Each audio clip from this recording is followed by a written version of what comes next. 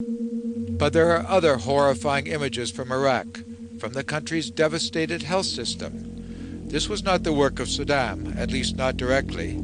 It was the product of another weapon of mass destruction, the sanctions imposed on Iraq by the United Nations Security Council after Saddam invaded Kuwait. Those sanctions cut all trade between Iraq and the rest of the world and lasted for 12 terrible years.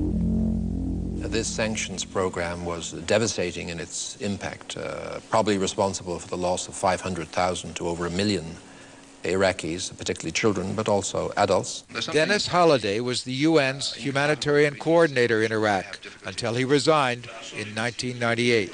I did not want to be a party to that program of what effectively is genocide. What do you mean genocide? Well, if you look at the definition of genocide, it requires intent and it requires the destruction of a culture, of an ethnic group, or of a nation of people. And the Council was well aware of the impact of these sanctions. They knew of the death rates. Despite that information, they continued the program. Now, the result of that was then you had children falling ill, going to hospital, and not getting proper medical care for lack of medicines, sophisticated drugs.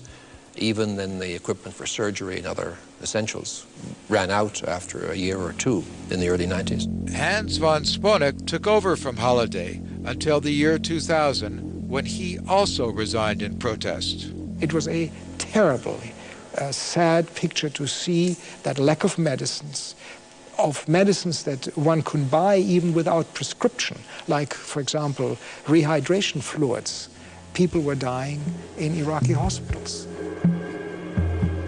Did you ever talk to American officials also on the impact of the sanctions? Naturally. The reaction varied from listening to ridiculing. When I, for example, in the State Department in Washington referred to the plight of the hospitals, particularly Children's Hospital, the response from the group in the State Department was, you went to the propaganda hospital. At the beginning, in 1990, the object of the UN sanctions was to oblige Saddam to withdraw from Kuwait. The idea of the sanctions was to do what? Idea of the sanctions was to see whether, in the words of the UN Charter, we could use measures short of war to force an end to the aggression. And? Didn't work. Okay. But the sanctions remained? Sanctions remained after the war because they were continued after the war. Because after the war, there were a large number of burdens that we put on Saddam, which we wanted him to perform on. And the sanctions were one of the major forms of leverage to get him to try to perform. But that didn't work either. Didn't work as well as we'd hoped. It was Washington and London who had final say on the embargo, and they blocked many vital medical supplies. The pretext? They could conceivably be used for military purposes. It was a tool to destroy Iraq in the absence of any other policy, to suppress Saddam Hussein and to suppress Iraq as a leading Arab state and its potential for leadership of the Arab world. Key to that plan, according to Dennis Holliday, was the deliberate destruction of Iraq's water and electrical systems. They were prime targets for American bombs, and the result was no safe water to drink. People resorted then to drinking from the Tigris and the Euphrates, and the outbreaks of typhoid, hepatitis, and all the waterborne diseases were extraordinary and devastating. Those deadly consequences may actually have been planned. In 1991, a secret Defense Department study, bluntly entitled Iraq's Water Treatment Vulnerabilities, foresaw the massive rise in death and disease that would result from the crippling of the country's water system. And as if they were following that study, over the next 12 years, the U.S. used the embargo to block the import of key parts needed to restore the system, many of them highlighted by the original Pentagon study. The theory goes was that if you hurt the people of Iraq and kill their children, they will rise up in anger and overthrow this tyrant, quote unquote. But they didn't blame Saddam Hussein. They blamed the United States and the United Nations for the sanctions and the pain and the anguish that sanctions brought to their lives. The embargo finally ended in 2003, but the collapse of Iraq's water system is still not repaired. The result, the very young, sick and dying, still fill the wards of the Children's Hospital in Baghdad. This one, this example. This is the 6-month-old baby, female, girl, 6-month-old, chronic diarrhea since the age of 2 months. The chlorinations of water supply, still there is a major problems. Water, not sterile water, so causing the diarrhea. Diarrhea causes malnutrition, and malnutrition causing more susceptibility to get infectious diarrhea. What is different since the end of the embargo?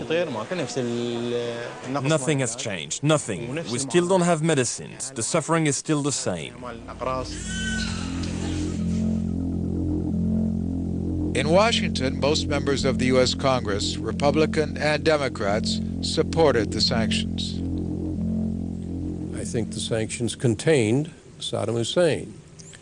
I think the sanctions made it difficult, if not impossible, for Saddam Hussein to build up his military force. I think the sanctions were an effective policy. The charge is that hundreds of thousands of Iraqis died because of the sanctions. I can't verify the figures, but I have to tell you that the reason why hundreds or more of Iraqis died was the role that Saddam played in the actual carrying out of the programs under the sanctions. That's partly true. Saddam and his friends are accused of having made off with hundreds of millions of dollars thanks to the sanctions. But the United States always knew about such charges. Despite that, they continued to impose the embargo.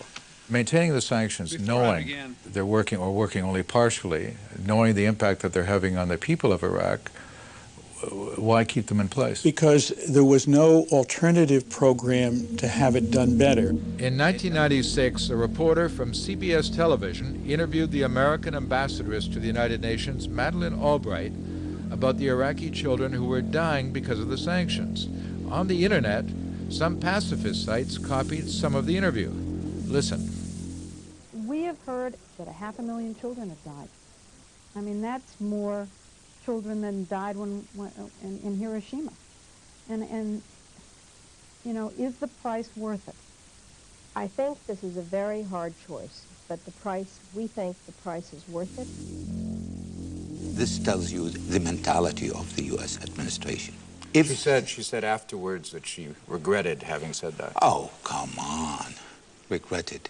She is sorry not for the killing of the 500,000 children. She's sorry she said it. She was thinking aloud. Was it worth it?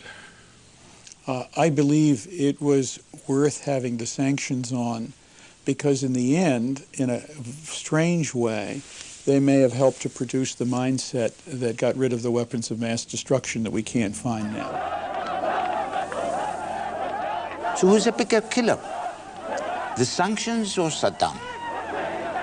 That's a question I want to ask. Well, okay, Saddam Hussein is atrocious, but the West is even worse by endorsing the sanctions. Because they killed more of our people than Saddam Hussein.